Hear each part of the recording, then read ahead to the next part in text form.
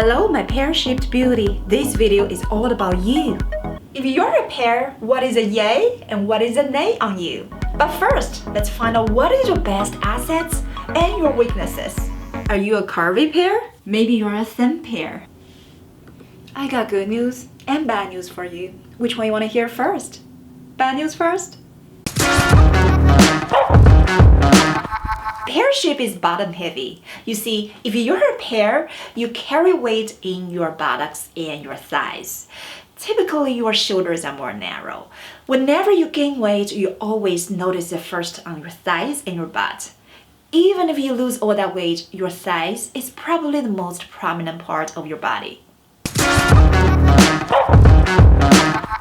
You tend to have a longer waist. The distance between your natural waist and your crotch is longer. That implies you have longer torso and shorter legs.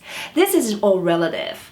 It doesn't matter how tall you are. You could be 5'2" or you could be 5'6". Your torso is relatively longer and your legs are relatively shorter compared with women of your height. Yay! You're likely to have a smaller waist, and if you work out, you're more likely to have amazing abs. So now let's look at what works on you and what doesn't. But all this is based on the assumption that you want to look balanced. You don't want your hips and your thighs to stand out. But do you have to? No. Jennifer Lopez, Kim Kardashian, they emphasize their hips and their thighs. If you like the way they look, then you do everything the other way around I'm about to tell you, and you can even double down. First, the skinny jeans, especially the white skinny jeans, and especially if you wear white skinny jeans with a darker color top, all it does is to draw all the attention to your buttocks and to your wider thighs. If that is not what you want, then a better leg shape for you is wide leg jeans. And the best for you is a black white leg jeans or a darker wash. The reason white leg shape works the best for you is because it doesn't cling to your thighs. And that's exactly what the skinny jeans does. So if you want your hips and your thighs to look more balanced, then you go with white leg jeans instead of skinny jeans. What you want to do is your top to be brighter color and your bottom is dark color. And what that does is going to draw attention to your face and distract away from your wider hips and your wider thighs. Like this video so far? Give me a thumbs up. If you don't like it, give me a thumbs down. I'll be sad, but still, I would like to know that too. If you're new here, hit the subscribe button. I would love to have you come back. So, does that mean if you're a pear, then you can never wear white skinny jeans? No. If you're a pear, the best way for you to wear skinny jeans is to wear a longer top like this one. This one is a waterfall cardigan I got from Express. You can wear it completely closed in the front, and this is long enough to cover your thighs, cover your hips. You don't have to worry about that anymore. And you can also add a belt. If you do have a smaller waist, this is your chance to show off your assets. A skinny belt to emphasize your waist. And of course, you can also wear this open front. Next, the pencil skirt. This fits so close to your body. It highlights the curves of your buttocks and your thighs. Is that what you want? If you want to look more balanced, if you're not going for the looks of J-Lo and Kim Kardashian, then a better skirt shape for you is the A-line shape. If you're a pear and you want to downplay your hips and your thighs, the A-line silhouette heaven sent for you because it flares out. So to camouflage everything you don't want to show completely. And this one, it's better yet, it got the belt. The belt highlights your little waist. So this really accentuates your assets and disguise your weaknesses. Next, tight dresses. Unless, of course, if you like the looks of J-Lo, Kim Kardashian, Rihanna, Beyonce, yeah, go for it. But otherwise, if your goal is to look more balanced with your curves, a better option for you is a fitted flare dresses. These are also called the A-line dresses because this flares out at the bottom and it's well fitted for your top. This really emphasizes your assets on the top. It shows your smaller waist too. And at the bottom, it flares out. That's gonna hide anything you don't want to show. But hey, once in a while, if your heart is calling for tighter dresses, bodycon dresses, your heart wants what it wants. The way for you to do it, there is one caveat. Go for the bodycon dresses with off shoulders or anything with a horizontal neckline. It's because it forms a horizontal line right across your shoulder that is gonna balance out your wider hips and your wider thighs. Check out Kim Kardashian. She does this quite a lot, and I have to say she is quite a smart lady to figure this out.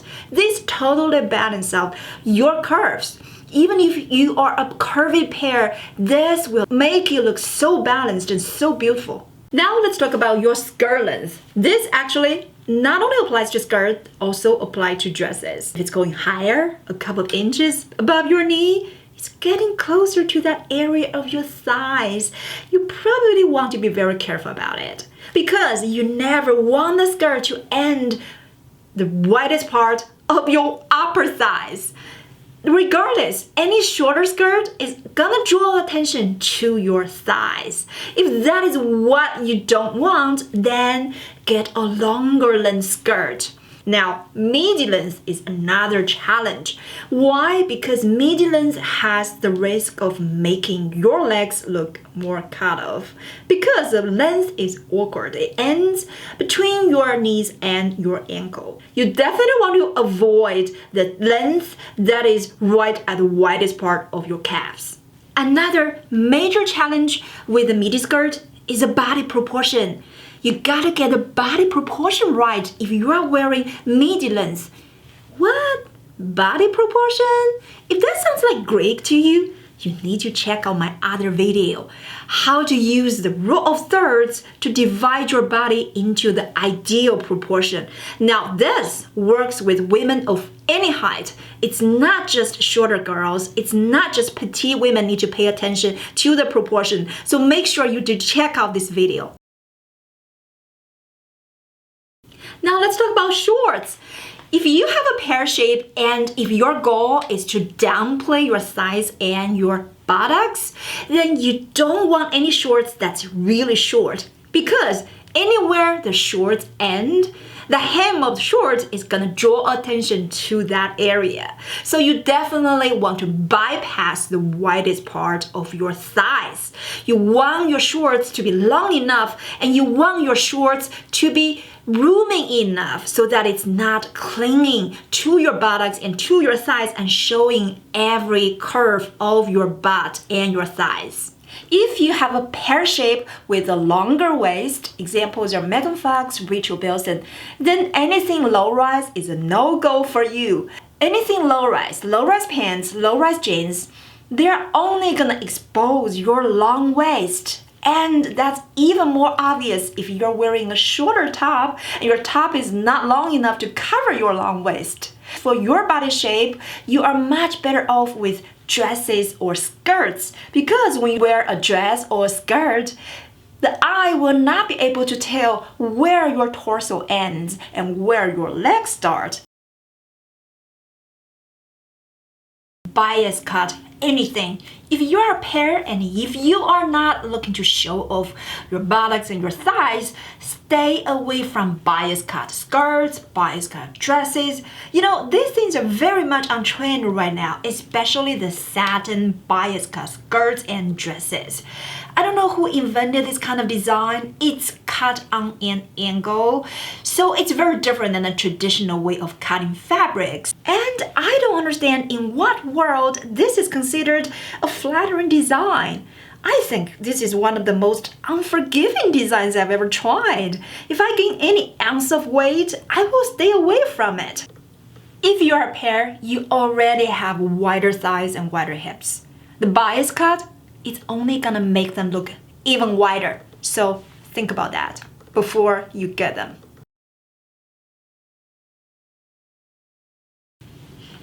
are a pair with longer body and shorter legs, you should stay away from ankle strap shoes because they can really make your legs look cut off.